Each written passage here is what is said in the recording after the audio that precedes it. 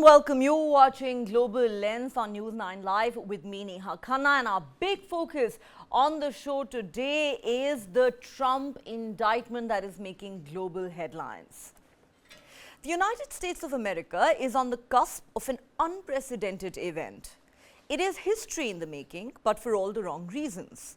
For the first time ever, the US is set to put on trial a former president who has been accused of trying to destroy the country's democratic system. Donald J. Trump has been indicted by a grand jury in Washington and charged with plotting to overturn the 2020 presidential election result. The 4 counts include conspiracy to defraud the United States of America by employing dishonesty, fraud and deceit. He's been accused of spreading lies about election fraud. The charges follow an investigation into the Capitol Hill riots on 6th January 2021, when the very seat of American democracy was attacked and placed under siege by a rampaging mob comprising Trump supporters. Donald Trump has now been charged in 3 criminal cases, but experts believe the latest could be the most serious. This indictment says Trump was determined to remain in power despite having lost an election. He tried to remain in office and prevent the peaceful transfer of power. In the 45-page indictment, prosecutors laid out their case in stark detail, alleging that Trump knowingly spread false allegations about election fraud, convened false slates of electors, and attempted to block the certification of the election on 6 January 2021. Prosecutors said for 2 months after his election loss, Trump spread lies to create an intense national atmosphere of mistrust and anger and erode public faith in the administration of the election. They cited an example in Georgia, where Trump claimed that more than 10,000 dead people voted in 4 days, even after the state's top election official had told him that was simply not true. There are 6 co-conspirators in this case, including 4 unnamed attorneys who allegedly aided Trump in his effort to subvert the election results. The congressional panel, which was created to investigate the 6th January insurrection at Capitol Hill, concluded last December, recommending criminal charges against Trump. The committee conducted more than 1,000 interviews, collected more than 1 million documents, and interviewed key witnesses. In public hearings, investigators aired dramatic and damning footage, making the case that Trump was directly responsible for summoning what became a violent mob, despite understanding that he had actually lost the election. The Trump campaign reacted by saying this indictment amounted to an interference by the Biden administration in the next presidential election.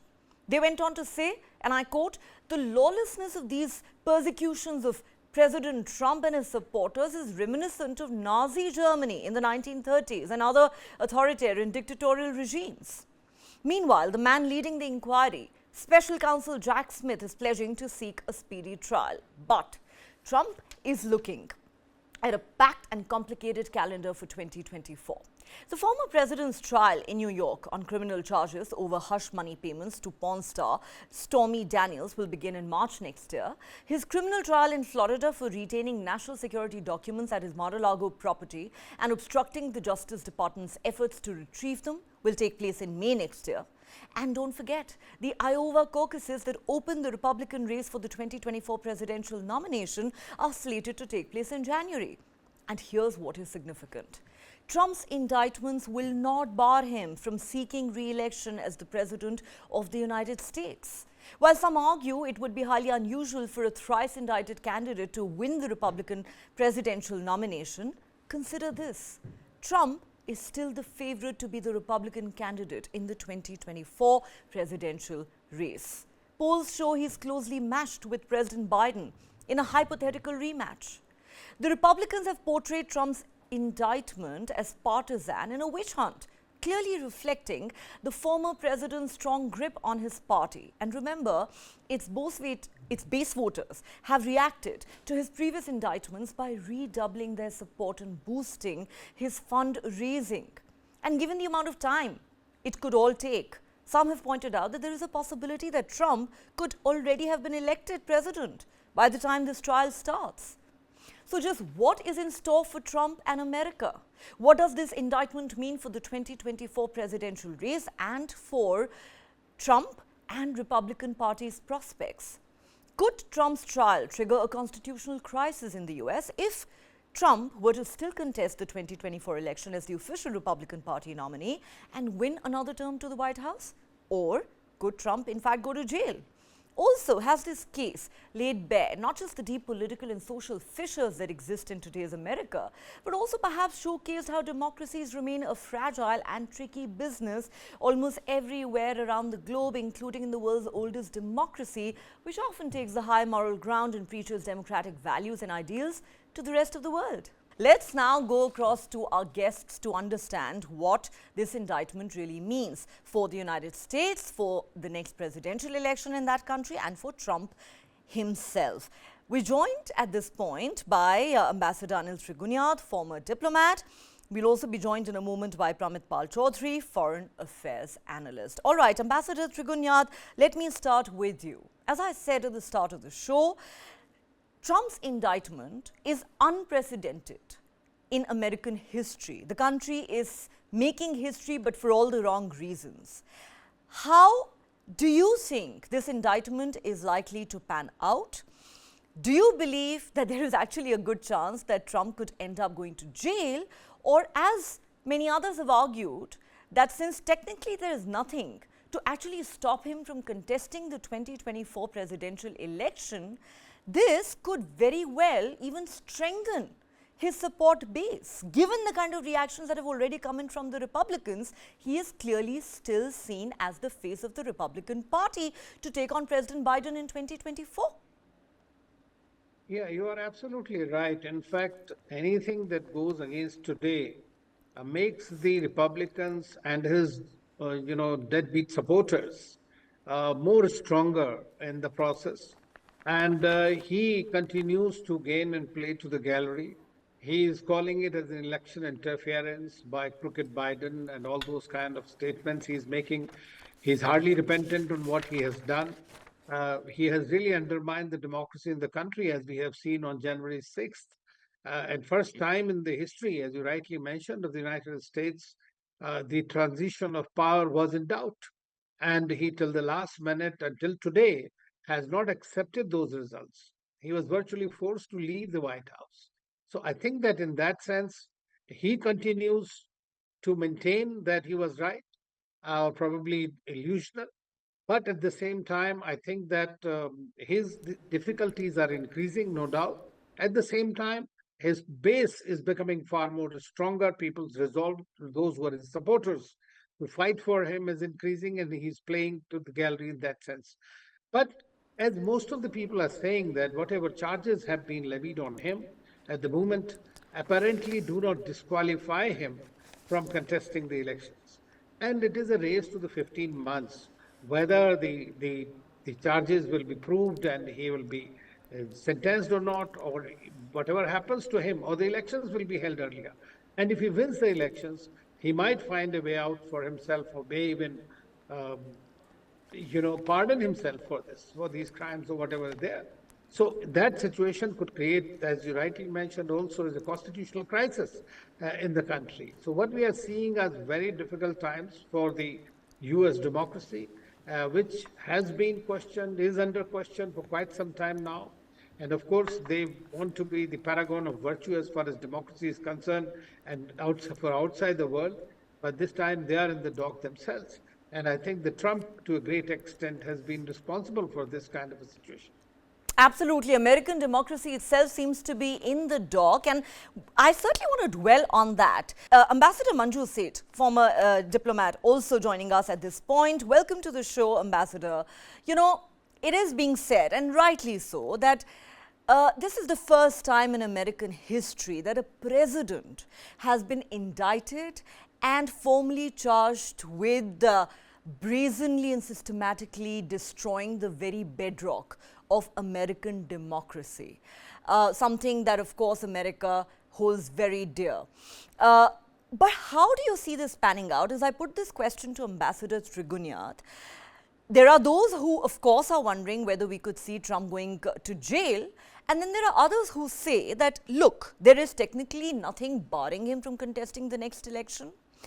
And, you know, there is something about Trump. Every time he gets into some sort of legal trouble or political controversy, his support base seems to actually double down. His popularity seems to actually go up.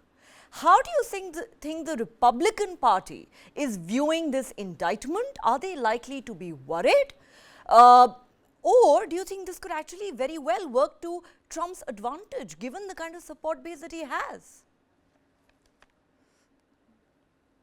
Yeah, absolutely. They are already saying that he's moved ahead in their polls for the Republican nomination. So I think his popularity really seems to be going up within the party and within his support base. So I think that is something which is not going to, from what all can, as of now, the current situation, even his multiple indictments, or even if he does get indicted, it looks very unlikely that he will not win the nomination for his party. And going forward in the elections also, because there's nothing, as you mentioned, also in legally to debar him or to prevent him from standing for elections. And so he could very well, be indicted, but yet stand for elections and win them, because there are so many cases that are going to take, over the course of before the, leading on to the elections. They will be heard one by one, and maybe he might be indicted, and he can always challenge them. And I don't think there's going to be a conclusive case or a conclusive kind of, decision on all the cases immediately without him having a chance to, to challenge those. And from all accounts, as mentioned by Ambassador Gunath also, he might well pardon himself when he's in power, and or when he does win the election. So I don't think there is all these things have not impacted before, and I think are not going to impact his popularity. Also, the fact that, everywhere immigration and migrants and migration numbers are increasing, and the local people or the local population is feeling threatened, overwhelmed, and that is why his statements that he would want to, stop immigration and regulate it and end the current open policy of the government, and and not allow everyone in, which is not a good thing for America, is what his contention is. So I think all these things, the local people and joblessness and unemployment, everything, all this is playing on their fears, or his narrative and his his policies are impacting everyone, the local population. And so they are looking at the whites versus non-whites, things going around. And he is insisting, and his team is insisting, that what is happening is a kind of vendetta against him, and he's the victim, and he hasn't done anything wrong. And I think this narrative is going to continue through the elections, and there is a huge support for him, and he is likely to be, as of current indications, the nominee for the Republicans, the presidential nominee for the Republicans. Right. And in fact, as I mentioned at the start of the show, several polls suggest that if hypothetically there were to be a rematch today, as we speak, between President Biden and President Trump, it would at least be a very tight contest. They seem to be rather evenly matched. Even that should worry the Democrats. Pramit Pal Chaudhary, I am going to ask you to gaze into the crystal ball for us. I know it's practically impossible for anyone to predict what's going to happen in the 2024 presidential election. That's still a year and a half away. The only thing we can be sure of is that going to be another fascinating contest. Now, there are different scenarios that we're looking at. Firstly, how do you see the fact that, America seems to be making history for all the wrong reasons? For the first time, an American president is being indicted and charged with single-handedly trying to destroy the bedrock of American democracy. Number two, let's look at a few scenarios. Donald Trump actually goes on to win the official GOP nomination. He wins the election, he comes to the White House, he either uses the new Justice Department to sweep away his criminal liability, no matter how many indictments he gets, or he grants a pardon to himself. That's one. Two, there are those who are saying even if he does not get the official GOP nomination, there is a chance that another Republican is elected to the White House, and then that president faces pressure to grant a pardon to Trump. And then, of course, there is the third possibility that President Biden gets a second consecutive term to the Oval Office. Could Trump then be staring at jail time? What is your best guess? So, yes, let's put it this way. The first element is about what happened in the Republican primary. As an indictment under the American system traditionally, even if he is convicted, it's very unlikely he will be jailed or anything before the election. The judiciary probably wait and see to see what will happen. So I would expect that this will not affect him too much. We will also see the Democrats launch an attack on Biden over his son, Hunter, an attempt to both get an impeachment process or something on that lines. It'll fail. But the idea is to basically say Trump and Biden are on the same sort of moral level in terms of integrity. So it will be a particularly vicious election cycle next year. Trump on the primaries, yes. While about 25% of Republicans have said that if he is convicted or indicted of especially the charge of on national security violations, they would have difficulty supporting him, but that would not be enough to stop him from winning the primary. But let's say he doesn't. Let's say enough people rally around one of the other mainstream candidates. And curiously, as you may have looked at the polls, of the 5 top Republican candidates, 2 of them are Indian Americans, very, very unusual in U.S. politics. Trump will then will have the ability to either walk out and form a third party challenge, which he has hinted at, that if the Republicans don't do what I want to do, I'll go off and form a third party, which would guarantee Republican defeat. Without Trump's base, there would be no way that the Republicans could win. There has been polling showing that everything that has happened since January 6th has impacted 1% of his normal base support. In other words, his base, roughly 60% of the Republican Party is holding with him.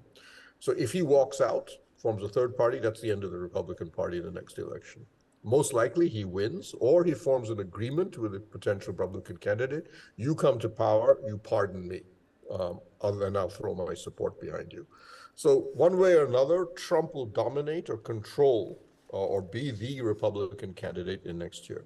Does he win? Tough question, still too early to tell. Biden has actually done very well on the economy. If you look at America's economic figures, they're actually quite remarkable. Massive economic growth rates, job creation on an enormous level, on record low unemployment. Strangely, however, Biden struggles to convert this into genuinely high approval ratings. His approval ratings remain stuck at about 40%. But I think what is core is not so much as anything else, is that the return of Trump will mean a huge turnout by the Democrats, as well as the Republicans, but definitely by the Democrats, who are terrified of him coming back. That helps Biden a lot.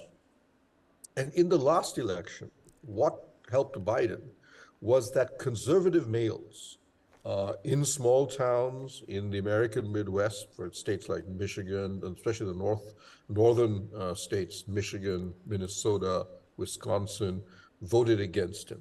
They voted for him earlier, but they turned against him because they felt that he was simply unacceptable as a Republican candidate in terms of family values and so on.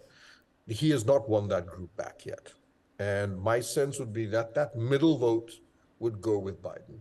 I mean, that's what my sense would be right now. We'll see what happens, especially when the Hunter Biden battle begins.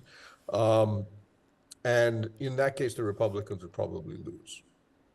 Especially in some states, notably Texas, which is really a big core Republican, is actually 50-50 right now on between Biden and Trump.